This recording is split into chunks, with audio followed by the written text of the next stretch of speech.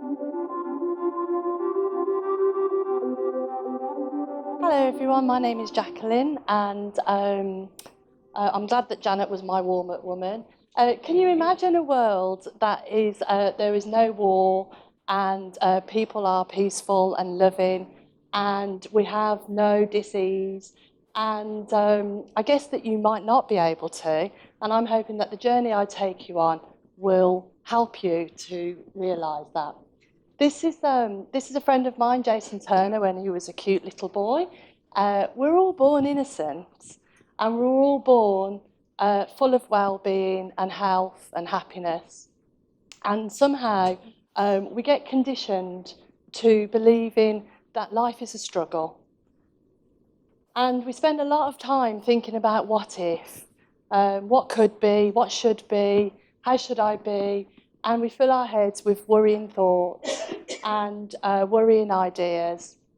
And the more time we spend in this place creates a biochemical reaction.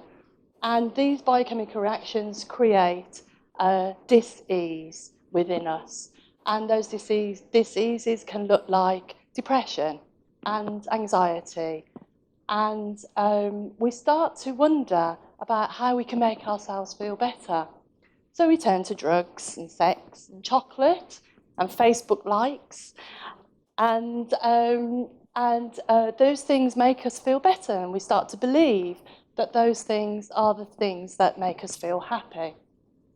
And unfortunately, some people become addicted. This is my friend that you saw earlier, when he was flat out on crack cocaine and heroin, and his mother took this picture to try and help him to see where he was at. And of course, that didn't help him at all. They call it tough love. But until you have that spark inside you to want to change, nothing can help you change. This is also the face of addiction. As we know, we sadly lost Amy Winehouse, and love him or hate him, Russell Brand certainly has a story to tell. Addiction isn't always what we think of it, though. Many more people than you think become addicted to externally looking for things that will help them fix something on the inside.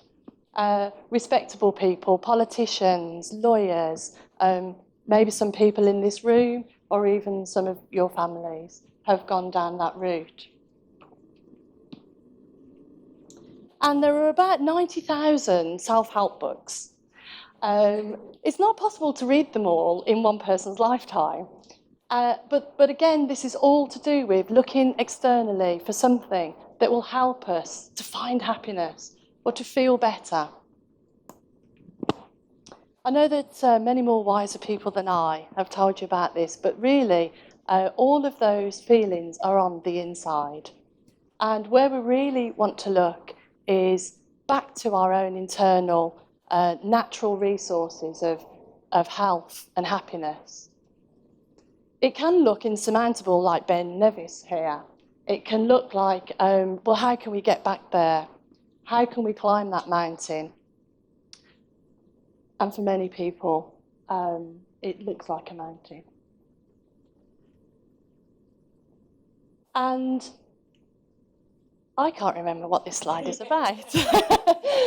But what it says to me at the moment is that we're busy thinking on the inside, when in actual fact, the ability to think is very different from the content of your thinking, as Janet was talking about.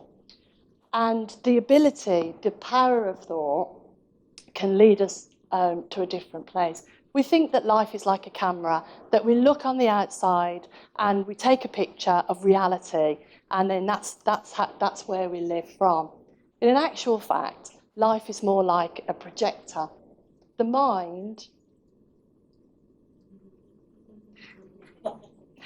takes our content of our thinking, projects it onto our consciousness, so our awareness, and that creates our reality, moment by moment, day by day.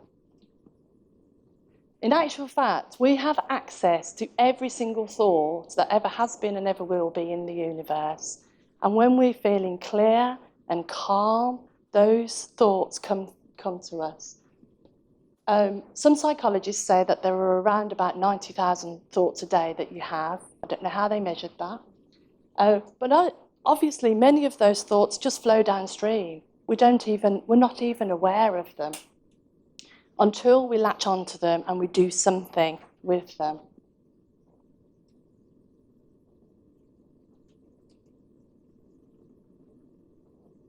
And when we're in that place where we feel calm, we feel our mental health. We know that we're okay. And by understanding how our psychological experience is made up, we can access that more often. And we can feel the clarity of mind that gives us mental health. What we do at Beyond Recovery is help people who have been through those addictions to understand this psychology and to achieve a clarity of mind that can take them outside of their recovery, outside of their addiction, and not have those labels define their lives. This is Jason Turner, who you saw earlier, who's now married and expecting a baby.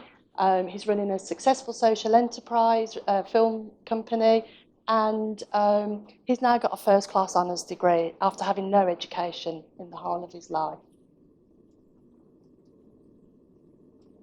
And this is me, after I climbed the 3 peaks, of which Ben Nevis was one of them, and we won the fastest swimming competition. Obviously, that man there wasn't in that group. But when you do find your clarity, you can live your life with purpose, whatever that purpose looks like. That's it.